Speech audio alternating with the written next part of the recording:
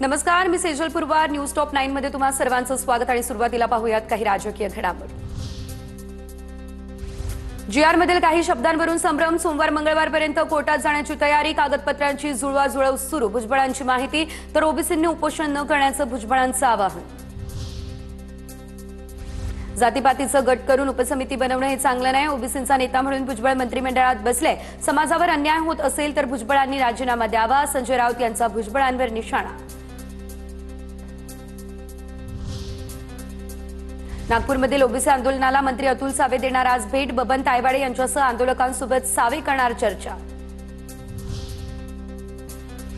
भुजबळांचा काही आक्षेप असेल तर मुख्यमंत्री उपमुख्यमंत्री मार्ग काढतील. कुणाच्याही ताटातली भाकरी कमी न होता जर मराठा समाजाला न्याय मिळत असेल तर पोटात दुखायची काही गरज नाही. नरेंद्र पाटील यांचं विधान. मराठा समाजाला आमच्या ताटातून काहीही मिळालेलं नाही. आमचं ताट सुरक्षित आहे. मराठा आरक्षणाच्या जीआरवर बबनराव तायवाडे यांची प्रतिक्रिया. जरांगेंनी माघार घेऊ नये असं मंत्रिमंडळातल्या काहींना वाटत होतं. आंदोलनाचा गैरवापर करून सरकार अस्थिर करण्याचा काहींचा प्रयत्न होता. आंदोलकांची सोय करणाऱ्यांमध्ये शिंदेंचं नाव. संजय राऊत यांचा उपमुख्यमंत्री शिंदेंवर निशाणा.